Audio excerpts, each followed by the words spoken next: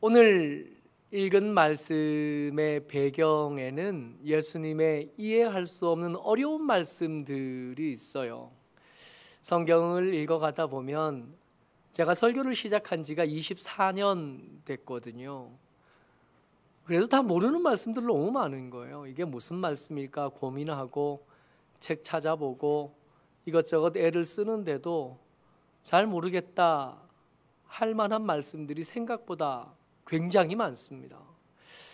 그런 중에 오늘 예수님께서 가버나움 회당에서 하신 이 말씀이 유독 그런 말씀들 중에 하나였을 거예요. 아니, 오히려 지금 이 말씀을 읽는 우리에게는 그렇게 고민이 될 만한 것도 아닌데, 이때 당시 오병이어 사건이 있은 그 다음 날, 그리고 가버나움 회당에서 하셨던 이 말씀은 그때 당시 사람들에게는 도무지 이해가 불가능한 말씀입니다. 그 말씀 먼저 한번 좀 길지만 같이 읽어보려고 해요. 53절부터 57절까지 읽을 건데요. 가만히 생각해 보십시오. 이들이 도대체 이 청중들이 예수님의 이 설교를 듣는 그 청중들이 어떤 마음이었을까 염두에 둬가면서 같이 한번 읽어보겠습니다. 53절부터 57절까지 읽을 겁니다. 시작. 내가 진실로 진실로 너희에게 이르노니 인자의 살을 먹지 아니하고 인자의 피를 마시지 아니하면 너희 속에 생명이 없느니라. 내 살을 먹고 내 피를 마시는 자는 영생을 가졌고 마지막 날에 내가 그를 다시 살리리니 내 살은 참된 양식이요 내 피는 참된 음료로다. 내 살을 먹고 내 피를 마시는 자는 내 안에 거하고 나도 그의 안에 거하나니 살아계신 아버지께서 나를 보내심에 내가 아버지로 말미암아 사는 것 같이 나를 먹는 그 사람도 나로 말미암아 살리라. 아멘. 우린 이 말씀이 그렇게 낯설지는 않아요. 성찬식 할 때마다 반복해서 읽기도 하고 또 이 말씀을 가지고 여러 번 설교를 듣기도 했거든요. 충분히 이해를 했다 그러지는 못해도 이미 익숙해서 충분히 알고 있는 것처럼 느껴지는 말씀들입니다. 우리가 그런데 2000년 전에 예수님에 대해서 그 가르침에 대해서 아직 믿음이 부족하고 그 앞뒤 맥락을 모르는 사람들이 이 얘기를 들으면 와, 결론이 뭐예요? 요약하면 예수님을 잡아먹으려는 거 아닙니까? 그 살을 먹고 그 피를 마셔야 된대요. 그 살이 참된 양식이고 그 피가 참된 음료라는 겁니다. 그걸 먹어야 예수님 안에 있는 거고 그걸 먹어야 마지막 날에 다시 살 수 있다는 겁니다. 이거 사실은 이해가 안 되는 말씀이에요. 특별히 이 말씀을 하시던 6월짜리 1년쯤 남았고 십자가를 지시는 그 사건까지 한 1년쯤 더 있어야 되는 이 시점에서는 이해한다는 건 불가능해요. 그러니까 어쩌면 이 말씀은 이해하라고 듣고 알라고 주신 말씀이 아닌 겁니다. 황당해하고 당황스러워하고 있는 그 청중들에게 예수님은 참 불친절하셔요. 설명해 줄 생각이 없어요. 어떻게든 이것들을 이해시키고 어떻게든 잘 알아들을 수 있도록 설명해 주실 생각이 예수님에게 없어 보이십니다.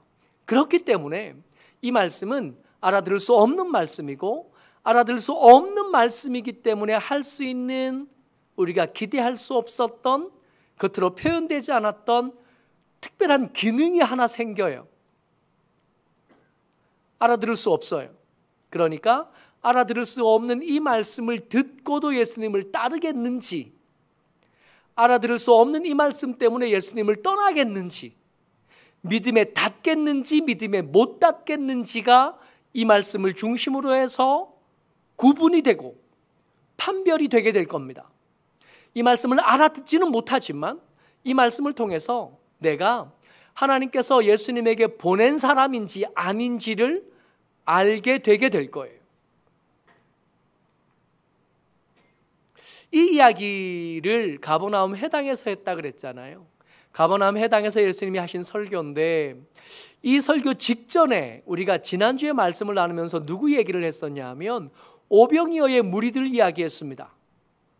예수님에겐 관심이 없고 예수님이 준 선물, 예수님이 주신 은혜, 예수님이 주신 축복, 예수님이 주신 것, 예수님에게서 나온 어떤 것에게만 눈이 팔려 있는, 만나를 요구하던, 썩은 양식만을 위해서 일하던 사람들 이야기가 나왔었거든요.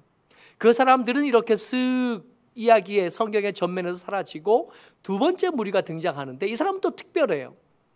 42절 말씀입니다. 그러니까 아까 이해할 수 없는 설교를 들었던 사람이 누구냐 하면 42절에 등장하는 이 사람들입니다. 같이요. 시작.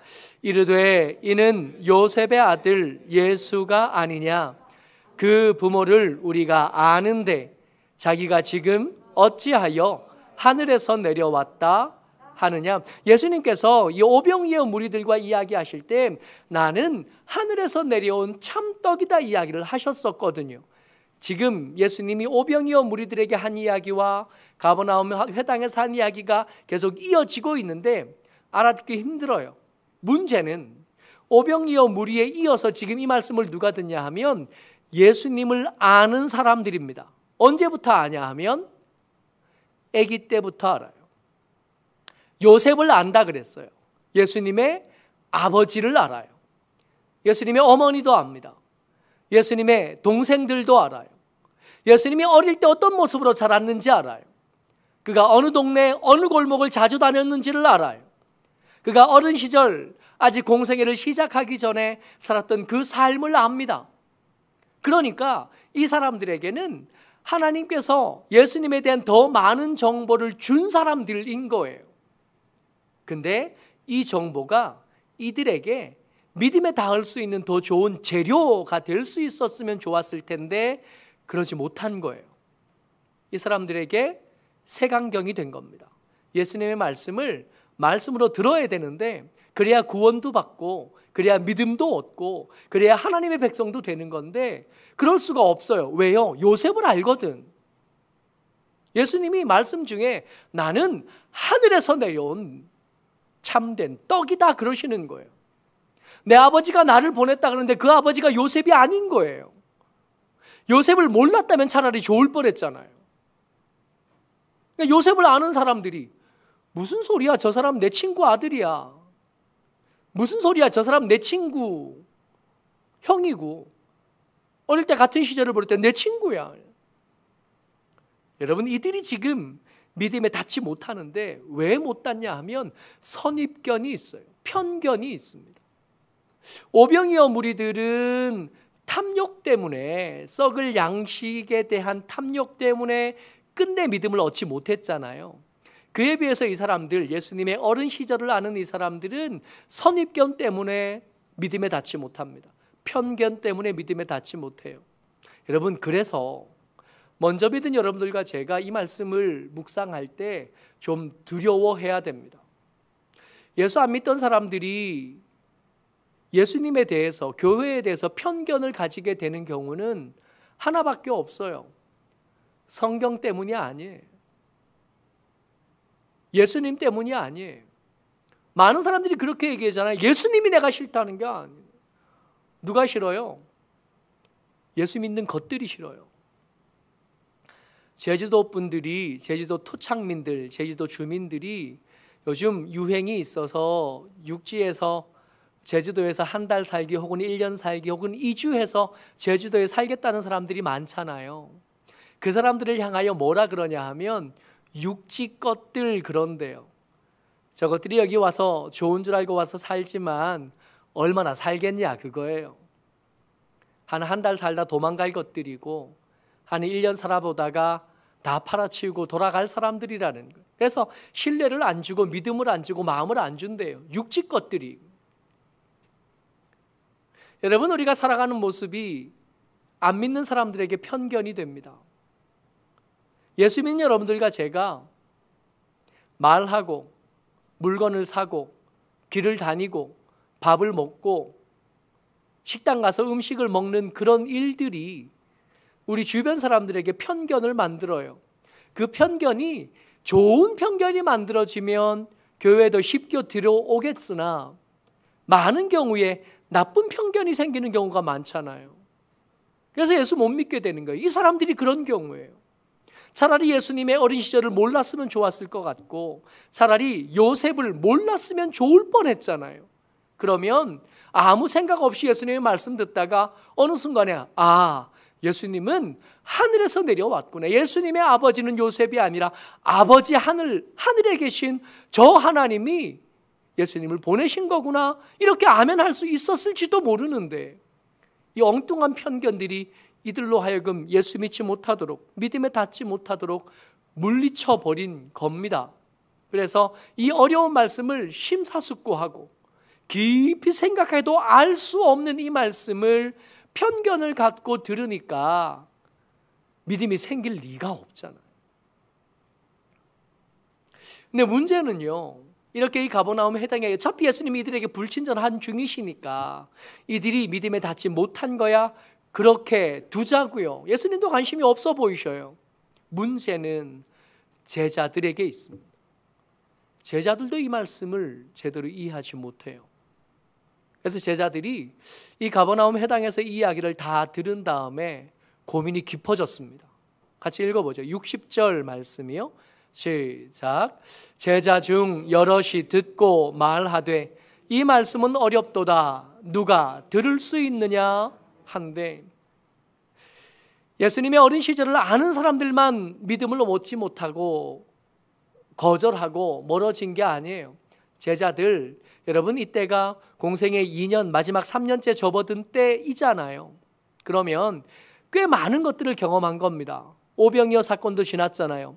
오병이어 사건 이전에 무슨 일이 있었냐면 예수님께서 제자들을 둘씩 짝지어 파송하고 그 파송되어 간 사람이 기적도 행하고 그 파송되어져 간 사람들이 하나님의 말씀을 전해서 그 말씀으로 돌아온 사람들을 만나기도 했던 그렇게 체험이 있고 간증이 있는 사람입니다. 오병이어 무리들과는 레벨이 달라요. 그런 사람들조차도 이 말씀은 어려웠던 겁니다. 그래서 이거 너무 어려운데 어떡하냐 고민이 깊어질 때쯤 예수님께서 그들의 고민을 미리 아셨습니다. 예수님에게 예수님 이거 너무 어렵습니다 말한 게 아니라 예수님이 미리 그들의 수군거림과 그들의 고민에 대해서 미리 아셨어요. 61절 말씀이요. 시작. 예수께서 스스로 제자들이 이 말씀에 대하여 수군거리는 줄을 아시고 이르시되 이 말이 너희에게 걸림이 되느냐. 아멘. 방과 후 수업이 시작되는 거예요. 방과 후 교실. 그럼 제가 초등학교 3학년 때 구구단을 못 외워가지고요. 남들 다 외우는데 못 외우니까 선생님이 그랬어요. 너 남아라 그랬어요. 저 혼자 남은 거 아니에요. 저 친구들 꽤 많이 남았어요. 같이 남아서 구구단 외우고 있는데 학교에서 집에 갈 시간이 안 됐는데도 제가 안 오니까 형이 저 찾으러 학교까지 왔던 기억이 있거든요. 뭐 잘 못 배우면 늦게까지 남아서라도 배워야지요. 그런 수업이 시작된 겁니다. 방과 후 수업이 시작됐어요. 가버나움 해당에 있었던 본 수업에서 알아듣지 못했던 제자들을 위해서 아무나 이 수업을 받는 거 아니에요. 오병이어 무리들은 애초에 대상이 되지도 못했고요. 예수님의 어린 시절을 아는 사람들도 예수님 그들에게 불친절했다 그랬잖아요. 설명해 주시려고 하지 않으셨고 이해할 수 있도록 반복해서 말할 생각이 없으셨습니다. 그러나 제자들은 그렇지 않아요. 여러분 기억하셨으면 좋겠어요. 예수님의 방과 후 교실은 여러분들과 저를 위한 겁니다. 사도들을 위한 거예요. 그러니까 우리가 제대로 못 알아들으면 우리가 믿음을 제대로 못 배우면 그래 넌 잘 못 배우니까 할 수 없지 그러시는 게 아니라 너 여기 앉아봐 그러실 거라는 거예요. 그래도 잘 안 되면 너 안 되겠으니까 종아리 걷어봐 하실 거라는 거예요. 한편으로는 그게 은혜이다. 나중에 되면 무조건 다 은혜일 테지만 배우는 과정 중에는 남들 나가 노는데 못 나가 노는 거 될 거고요. 남들은 이거 배우냐고 맞은 적 없을 텐데 우리는 이거 배우냐고 맞는 일도 생길 수 있을 겁니다. 방과 후 교실이 시작이 됐어요. 그리고 예수님께서 이 어려운 말씀들을 이해할 수 있는 열쇠 하나를 던져주십니다. 62절 말씀이에요. 시작. 그러면 너희는 인자가 이전에 있던 곳으로 올라가는 것을 본다면 어떻게 하겠느냐? 우리는 이 말씀을 알아들어요. 이거 무슨 얘기죠? 이거 승천하신다는 얘기잖아요. 예수님께서 인자가 이전에 있던 곳, 하늘의 아버지 보좌 옆에 앉아있던 그거예요. 그것으로 다시 돌아가는 것, 다시 올라가는 것. 우리는 이 말씀을 들으면 이 후의 이야기를 알고 복음서를 이번 여러 번 우리가 읽어봤기 때문에 알거든요. 예수님이 승천을 말씀하시는 거구나. 근데 승천은 아직 일어나지 않은 사건이에요. 근데 승천은, 예수님의 승천은 승천만 떼서 볼 게 아니라 그 앞에 무슨 사건이 있어야 돼요? 예수님의 부활이 있어야 되잖아요. 예수님의 부활은 예수님의 죽으심이 있어야 되는 거예요. 근데 이 사건은 아직 일어나지 않은 사건이에요. 이 사건은 언제 일어날 거예요? 1년쯤 뒤에, 나중에. 지금 예수님 무슨 얘기를 하고 계시냐면 이해할 수 없는 문제들이 믿음에 있다고요. 우리가 신앙생활을 하는 중에 이해할 수 없는 상황에 닿을 수 있다고요. 우리가 말씀을 읽어가는 중에 지금 상황, 지금 형편으로는 도무지 이해할 수 없는 말씀들을 부딪히게 될 거라고요. 근데 그 말씀을 이해할 수 있는 방법이 뭐냐 하면 시간이 필요하다는 겁니다. 지금 당장 알 수 있는 말씀이 아니에요. 예수님의 십자가를 열심히 설명하셨지만 여러분 우리가 알잖아요. 제자들 끝까지 그 말씀이 무슨 뜻인지 이해 못했잖아요.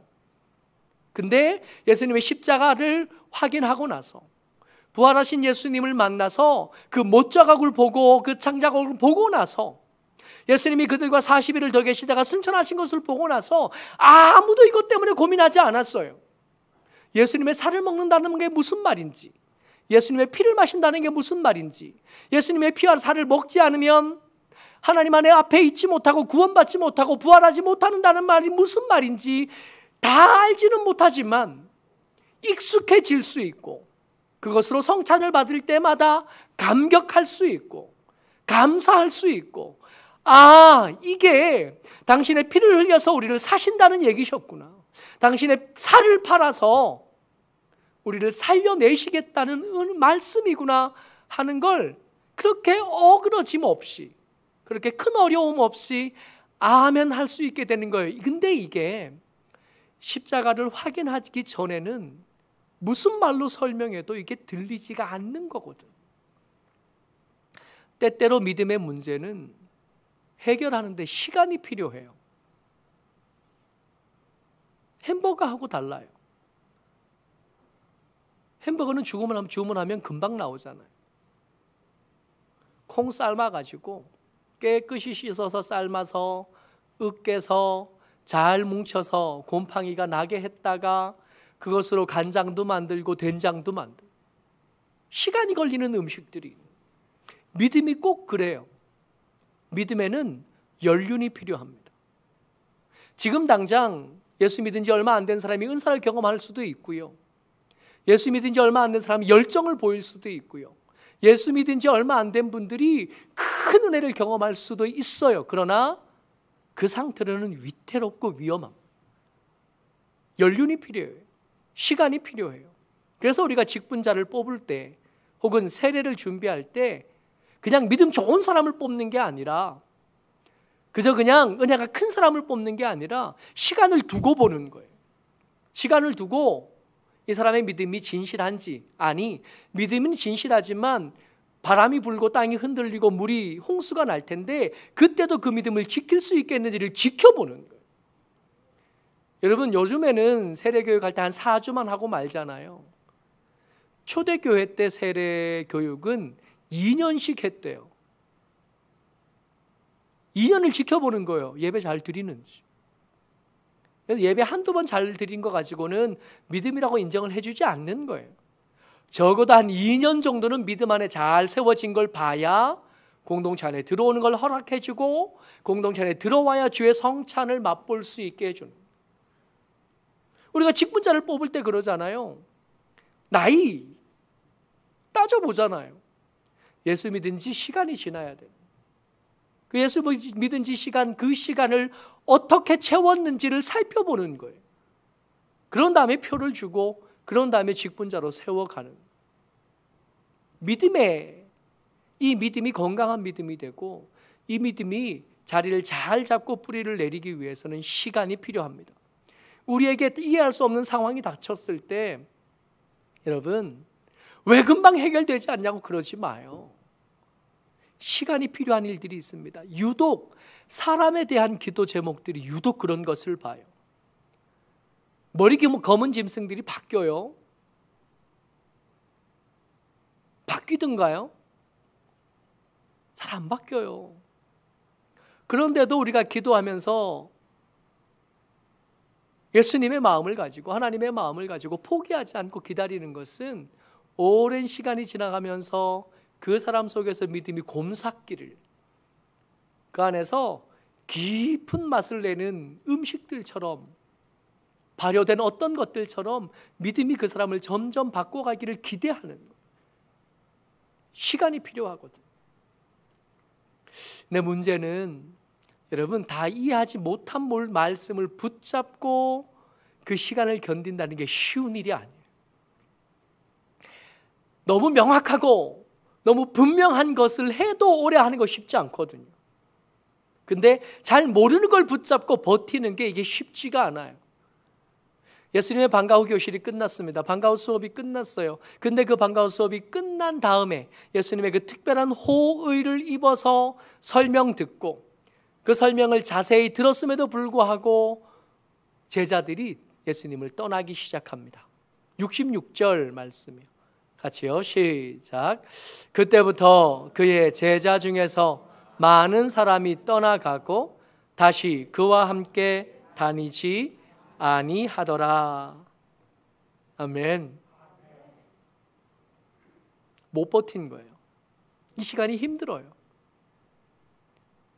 잠깐 믿음 있는 척하기는 쉽습니다. 누구든 해요. 근데 그 믿음을 붙잡고 1년을 사는 것, 2년을 살고 그 믿음의 의무들을 지고 계속 그 자리를 지켜내고 그 삶을 살아가는 거 쉽지 않아요.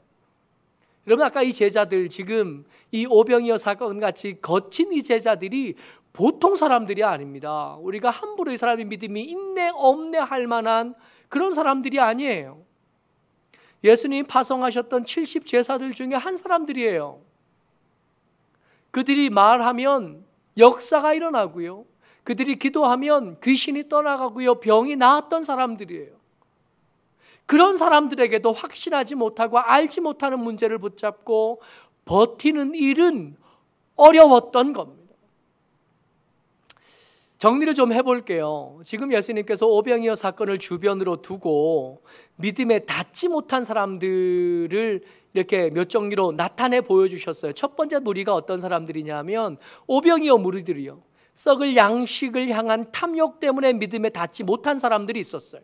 그러니까 이들의 이 원인들이 우리에게도 우리가 믿음을 얻지 못하게 하는 중요한 이유가 되거든요. 첫 번째 탐욕이에요. 두 번째 예수님의 어린 시절을 알던 무리들에게는 선입견이 문제였어요. 편견이 문제였어요. 그래서 이 편견을 심어줄 수 있는 우리는 이것들 두려워할 줄 알아야 되고 이것들 조심할 줄 알아야 된다 한 이야기 나눴습니다. 그리고 세 번째가 뭐냐 하면 말씀을 어려워하던 제자들입니다. 기다리지 못한 거예요. 인내하지 못해서 끝내 믿음에 닿지 못했습니다. 세 가지가 우리의 믿음을 방해하는 아주 주요하고 아주 위험한 함정들이에요. 첫 번째 탐욕이에요. 썩을 양식에 대한 탐욕이요. 우리도 여전히 이거 있잖아요. 이것 때문에 믿음에 가까이 가지 못하고 이것 때문에 믿음으로 살지 못하는 일 너무 많거든요. 두 번째요. 선입견이요. 어설프게 생긴 편견들이 말씀을 제대로 읽지 못하게 하고 말씀을 제대로 듣지 못하게 해요. 여러분 이만희가 나이 들어 늙어가면서 요즘에 최근에 또 횡령 문제로 또 떴더라고요. 이만희가 곧 죽을 것 같습니다. 근데 여러분 이만희가 죽으면 그 밑에 있던 14만 명 넘는 그 사람들이 교회로 돌아오든지 세상으로 나갈 것 같잖아요. 여러분 그렇지 않아요. 한번 귀 속에 인이 박힌 잘못된 방법으로 성경을 보는 그 편견들이 그들을 건강한 교회로 인도하지 못하게 할 겁니다. 또 다른 이단을 찾아가게 만들 거고 또 다른 이단을 어딘가에 또 들어가서 거기서 그렇게 살게 될 거예요. 저들이 건강한 교회에 돌아온다고 이만희가 죽으면 문제가 해결될 거야? 그렇지 않아요. 이만희라는 이만한 덩치를 가진 어떤 이단이 깨어지고 나면 이제는 통계도 안 되고 손에 잡히지 않는 자잘한 이단들이 수백 개가 생겨날 거예요. 편견이에요. 잘못 만들어진 편견이 믿음에 닿지 못하게 합니다. 근데 이 탐욕과 선입견 같은 건, 이 편견 같은 경우에는 우리에게는 이게 좀 지나왔잖아요. 그죠? 11조 헌금할 정도 되면 이제는 탐욕에서도 조금 멀어진 것 같고 편견에서도 이제 성경 공부할 줄 알고 여기 와서 말씀을 들을 줄 알게 되면 좀 이게 잘 벗어난 거라고 보거든요. 문제는 해결되지 않는 상황과 형편에 대한 기다림입니다. 이게 어려워요. 금방 뭔가 됐으면 좋겠는데 살아보니까 그렇지 않잖아요. 뭐 안 되잖아요. 맹독같잖아요. 이 시간들을 어떻게 버텨낼 건가요? 이 질문에 대해서 베드로가 여러분들과 제게 답을 하나 던져줘요. 하나 아니고 두 개인데 베드로가 대답합니다. 그러니까 다른 사람들은 떠나갔는데 12명이 안 떠나간 거예요. 많은 제자들, 오병이어 주변에 많은 제자들이 있었는데 떠나갔거든요. 많이 떠나갔는데 떠나지 않은 12명이 있었던 겁니다. 그 12명 중에 예수님께서 물어보신 거예요. 너희들도 가려느냐 그랬더니 베드로가 말한 거예요. 68절입니다. 시작. 시몬 베드로가 대답하되 주여 영생의 말씀이 주께 있사오니 우리가 누구에게로 가오리이까? 베드로가 대답했어요. 안 떠나간 사람이잖아요. 많이 떠나갔는데 거의 대부분이 떠나갔는데 떠나가지 않은 사람 베드로가 떠나가지 않았던 이유를 말한 겁니다. 왜 떠나가지 않았냐 하면 내가 이해 못했다고 해서 주의 말씀이 영생의 말씀이 아니게 되는 건 아닌 거예요. 여러분 그렇지 않아요? 여러분 내가 성경의 말씀을 이해를 못했어요. 아무리 공부를 해도 모르겠어요. 아니 내가 모르겠으면 하나님의 말씀이 아니게 되는 건가요? 아니 그런 교만함이 어디 있어요? 가만히 생각해 보면 그렇지 않아요? 여러분 우리가 알고 하는 게 많아요? 모르고 하는 게 많아요? 여러분 생각보다 우리가 모르고 하는 게 많아요. 휴대폰 알고 써요? 모르고 그냥 써요? 모르고 그냥 써요. 옛날에는 휴대폰에 물이라도 한 방울 닿으면 고장 날까 봐 얼마나 고생했어요. 우리하고 조심했어요. 근데 요즘에는요. 어제 제가 산에 갔는데 소나기가 말도 못하게 왔어요. 여기서 쫄딱 젖었는데 그 쫄딱 젖으면서 제가 뭐 했냐면 비 오는 장면을 동영상으로 찍고 싶었던 거예요. 너무 시원하고 좋은 거예요. 더운 여름에. 동영상 찍으면서 왔어요. 비가 막 오는데 믿음이 있었어요. 비가 와도 내전하기 좋은 거라 비가 와도 얘는 정상적으로 작동할 거야. 어떻게 그렇게 작동할 수 있는지를 제가 알까요? 몰라요. 선전에 그랬어요. 광고에. 이 정도 물은 괜찮다 그랬어요. 그래서 그냥 아는 거예요. 그냥 하는 거예요. 그냥 쓰는 거예요.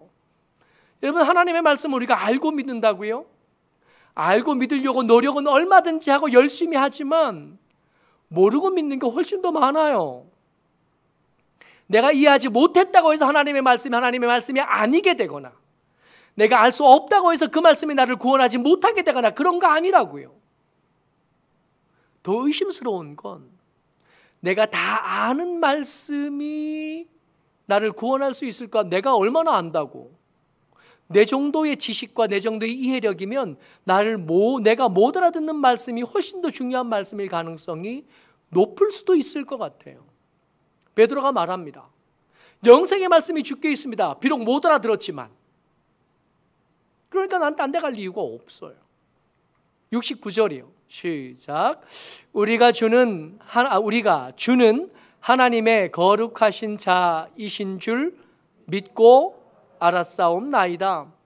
말씀은 이해를 못했어요. 여전히 베드로와 떠나간 제자들과 이렇게 다르지 않아요. 어차피 이 말씀은 알아들을 수 있는 말씀이 아니고 이해할 수 있는 말씀은 아닌 겁니다. 말씀은 이해를 못했지만 예수님은 알아요. 예수님이 하나님의 거룩하신 자인 줄을 이전에 같이 2년 넘게 시간을 보내보면서 확신했어요. 예수님이 허투루 말씀하시는 분은 아니셨거든. 예수님이 우리에게 얼마나 큰 호의를 가지고 계시는지를 그동안 시간을 보내면서 경험해 본 게 있거든요.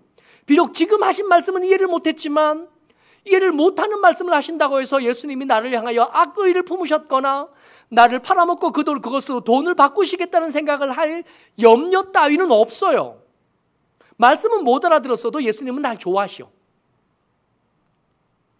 말씀을 충분히 알 수 없고 이 상황을 충분히 이해할 수는 없지만 그럼에도 불구하고 하나님은, 아버지 하나님은, 내 왕이요 내 주가 되시는 예수님은 나를 위해서 대신 죽어주실 만큼 나를 사랑하셔.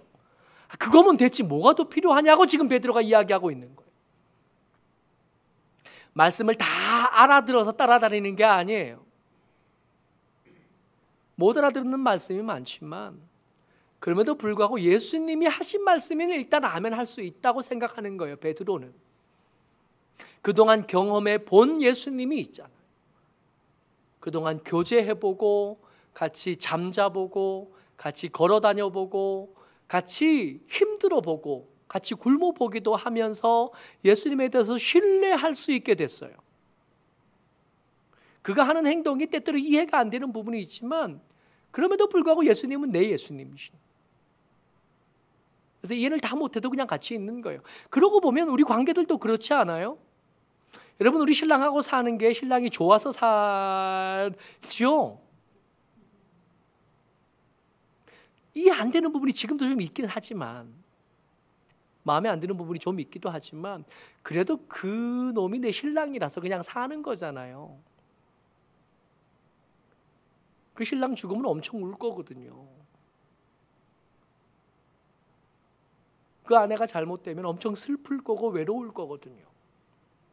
다 알겠냐고요? 그건 아니지만 그와 함께 했던 시간들이 있고 그와 나누었던 사랑들이 있고 아픔들이 있고 어려움들이 있어요. 그 관계가 있어요. 그 관계가 떠나지 않아야 될 이유가 된 겁니다. 베드로에게는 예수님을 향한 어찌 보면 좀 막연한 것 같은 신뢰가 있고 막연한 듯하지만 끈끈한 관계가 예수님과 있어요. 그 관계가 베드로가 예수님을 떠나지 말아야 될 이유가 된 겁니다. 제가 한 사람 소개하려고 그래요. 폴리캅이라고 하는 서머나 교회의 감독입니다. 69년에 태어나서 155년에 돌아가셨는데, 여러분 서머나 교회 하면 제일 먼저 뭘 떠올리셔야 되냐면 소아시아 7교회들 중에 칭찬만 받았던 교회가 2군데밖에 없거든요. 그 중에 하나가 빌라델비아 교회, 그리고 서머나 교회예요. 이 서머나 교회를 향하여 계시록에서 뭐라고 말씀하시냐면 네가 환난을 당할 거다. 그래도 견뎌내라. 근데 그 환난의 대표가 된 사람이 폴리갑이라고 하는 감독입니다. 어느 이 사람이 교회가 박해받기 시작하니까 총독이 이 사람을 잡으러 왔어요. 잡고 보니까 나이가 너무 많은 거예요. 이 사람이 돌아가실 때 지금 69년에 나서 155년에 돌아가셨으니까 나이가 계산이 되잖아요. 86이나 된 노인이에요. 당시 평균 연령이 45밖에 안 되던 때니까 보통 사람보다 2배는 더 산 사람인 거예요. 그러니까 조심스러운 거예요. 근데 어떻게든 이 사람이 죽지 않았으면 좋겠고 해를 당하지 않았으면 좋겠다고 생각한 겁니다. 누가? 총독이 이 사람을 잡으러 오고 죽이러 온 사람이. 어떻게든 이 사람을 회유하고 싶은데 회유가 안 돼요. 아니, 한 번만 욕하면 된다고. 그러면 너 살려줄 테니까 그렇게 해라고. 안 된다고. 그러면서 이 폴리갑이 한 말이 있어요. 내가 86년 동안 그분을 섬겨왔지만 그분은 내게 절대로 해를 입히신 일이 없습니다. 그런데 내가 어떻게 나의 왕이요 나의 구주이신 그분을 욕할 수 있겠습니까? 그러고 화형당해 돌아가신 거예요. 함께 예수님과 보낸 세월이 있는 거예요. 함께 예수님과 보낸 그 세월이 정말 무섭고 두렵고 떨리지만 거기서 도망가지 않게 만든 겁니다. 여러분, 우리가 믿음을 어떻게 지킨다고요? 결심으로 지키는 게 아니에요. 결단으로 지키는 게 아니에요. 오늘을 예수님과 함께 살아본 그 경험들이 우리의 믿음을 지켜요. 혼자 뚝 떨어져서 사는 게 아니라 예수님과 동행해 본 경험, 예수님과 기도해보고 예수님이 응답하시는 걸 들어보고 예수님이 역사하시는 것을 하루하루 쌓아간 그 삶이요, 예수님과 나눴던 관계들이요. 여러분이가 성경을 아는 지식으로 믿음을 지킨다고요? 우리 지식은 애초에 그렇게 대단하지 않아서 이걸 읽길 제기려고 못할 때가 많아요. 예수님이 우리를 향하여 품으신 호의에 대한 믿음이 필요해요. 예수님과 함께 살아본 기억이 필요해요. 그 관계가 우리의 믿음을 지킵니다. 그러니까 하루하루를 믿음의 사람으로 살아내야 돼요. 순간순간을 예수님과 함께 살아본 경험들이, 그 간증들이 우리를 이 혼란스럽고 이해할 수 없는 상황에 닥쳤을 때 계속 예수님에게 붙어 있겠습니다 라고 고백하게 만듭니다. 그러니까 여러분, 어느 날 갑자기 생기는 믿음이 아니라 하루하루 쌓아간 믿음이 필요합니다. 하루하루 쌓아서 만들어낸 인생들, 그 이야기들이 우리의 믿음이 되고 그 믿음들이 나를 지킬 거예요. 어찌록 저와 여러분들 주의 은혜 가운데 예수 믿는 믿음이 우리 가운데 하루 있다가 마는 이벤트가 아니라 우리가 먹고 사는 밥처럼 뭐 특별한 맛은 없는 것 같은데 나를 계속 살아가게 만들어주는 그 일용할 양식이 되시기를 주의 이름으로 축복합니다.